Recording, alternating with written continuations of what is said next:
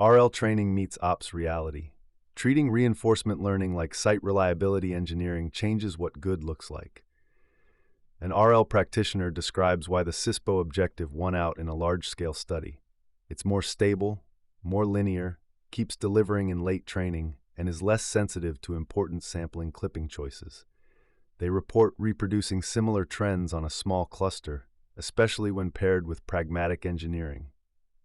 Prompt-level aggregation, batch advantage normalization, logits kept in FP32, and zero-variance filtering in ScaleRL to reduce metric jitter. The advice is operational. Sprint to find a CISPO sweet spot, tune epsilon max and advantage normalization early, prioritize budget on axes that lift pass at k-mean at k rather than just scaling model size, and set a late-stage gain slope alert because CISPO should produce a predictable slope. Deviations mean intervene fast. Skepticism remains on RL's ROI for smaller models. One commenter compares a 100K GPU-hour run achieving 57% AIME24 on Llama 3.18b versus a Qwen 3.8b variant reportedly getting 86% with far less compute, arguing that SFT can beat RL for small models and that many teams may be burning GPUs on GRPO-like training without sufficient return. Another acknowledges RL's role in hard-to-cover edge cases, those weird, zero-shot prompt distributions that never appear in standard datasets. Claiming frontier, closed models feel less jagged under odd contexts, like breaking out of deceptive repetition patterns. But they also warn that expensive RL polishing risks one-way distillation by competitors. The last 0.1% might not stay proprietary for long. Meanwhile, the Minimind project pushes in a different direction: comprehensibility. It re-implements core LLM pipelines in plain PyTorch, tokenization, pre-training, SFT, LoRa, DPO, preference optimization without a reward model, and RLAF, PPO, so learners can see the full stack. The smallest reported model is 25.8 mem parameters, yet claimed to support fluent conversation. The README also has a conflicting line about the size of GPT-3 for the smallest version. The concrete current figure is 25.8 menem. The overarching goal is transparency and hands-on education rather than chasing leaderboard points. Lighter multi-agent, heavier orchestration. Agent frameworks keep slimming down. Context Agent proposes that each agent is just an LLM with a different context, coordinated via a shared central context object rather than heavy role hierarchies and message buses. The goal? Run research and data analysis pipelines with minimal complexity and modular components, testing how far shared memory can go before needing explicit message passing. Early pipelines include web research and AutoML from a file, and the authors credit several agent SDKs they drew inspiration from. On the other end of the spectrum are orchestration hubs. One public codebase coordinates 3 specialized agents via a voice interface: OpenAI Real-Time API for natural voice and orchestration, Claude Code for development and file ops, and Gemini computer use for browser automation and validation through Playwright.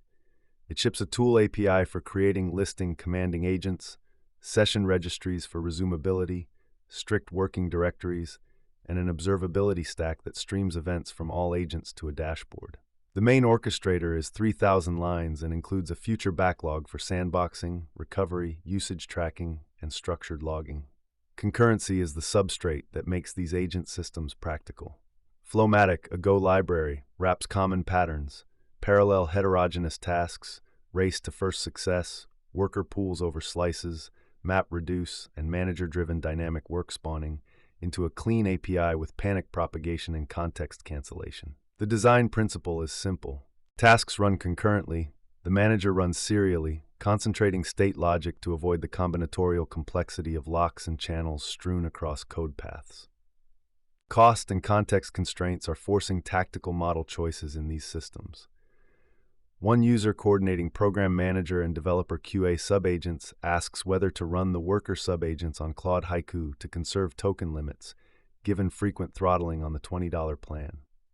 A separate benchmark shows Claude Haiku 4.5 completing a computer use task faster and roughly 3.5 cheaper than Sonnet 4.5, 2 minutes at 4 cents versus 3 minutes at 14, suggesting a pragmatic split.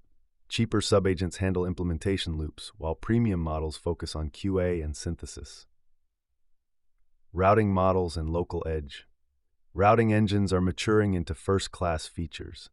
Hugging Face Chat Omni introduces policy-based dynamic routing across more than 115 models and 15 providers, crediting a small router model, Arch Router 1.5b, and integrating it with ArchGU for custom chat experiences. Some users report the router defaulting to the same large model, Qwen3 235b, regardless of prompt, while others asked about visibility into routing configs and the absence of basic knobs like temperature in the new interface.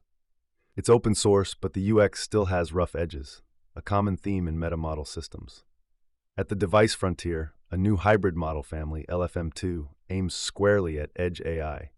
4 checkpoints at 350M, 700M, 1.2b, and 2.6b parameters with a mix of short convolutions and grouped query attention. The 2.6b variant is the only one that uses dynamic hybrid reasoning between think tokens.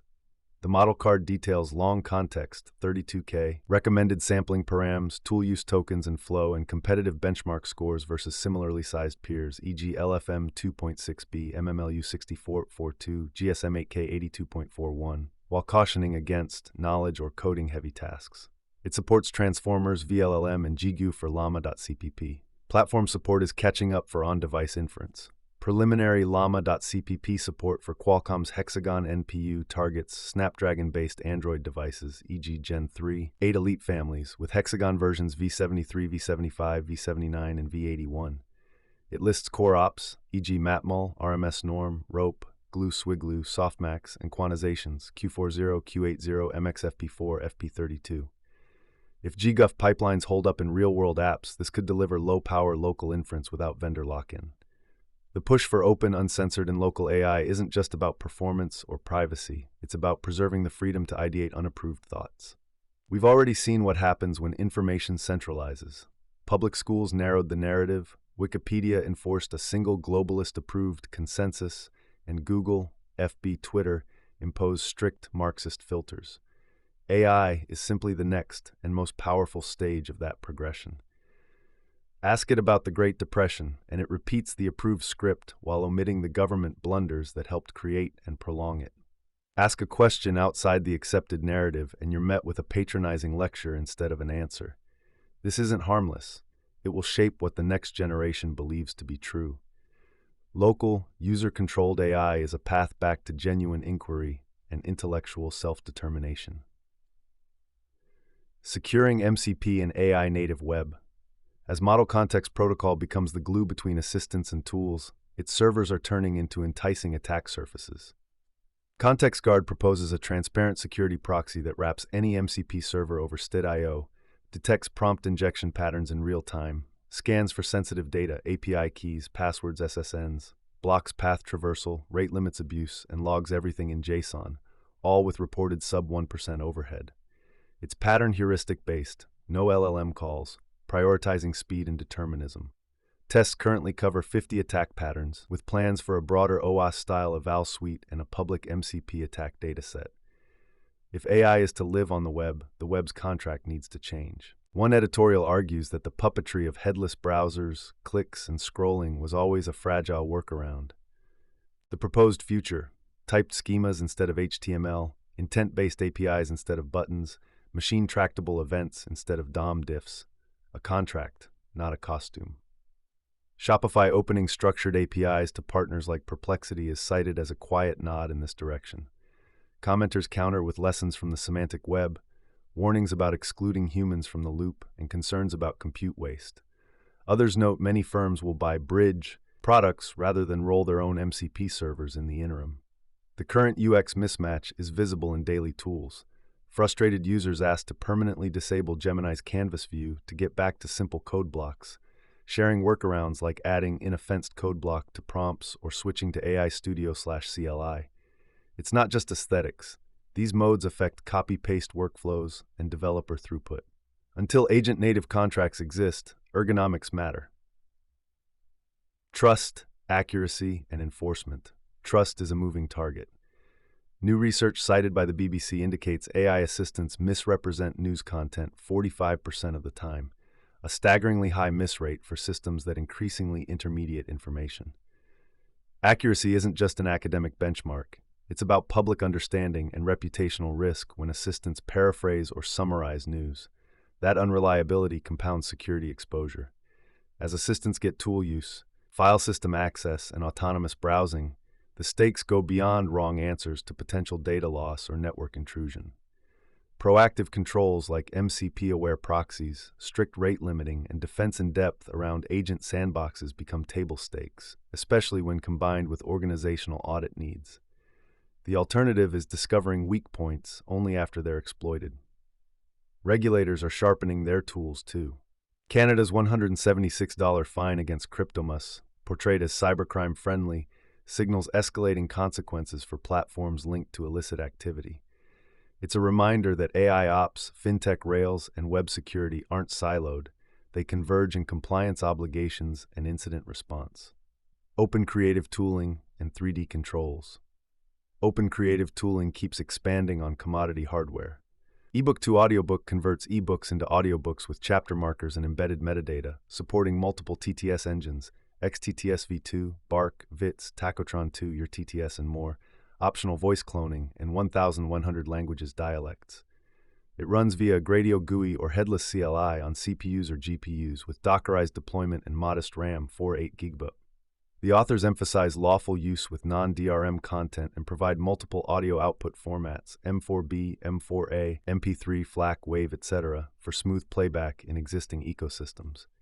Researchers are also pushing toward controllable 3D generation. Tencent's Hunyuan 3D Omni unifies multiple control signals, point clouds, voxels, skeletal poses, and bounding boxes, via a single control encoder built on Hunyuan 3D 2.1. A difficulty-aware sampling strategy biases training toward tougher modalities, e.g. pose, and supports graceful handling of missing inputs. Inference reportedly fits in 10 gig VRAM and offers flags like EMA and Flash VDM for stability and speed.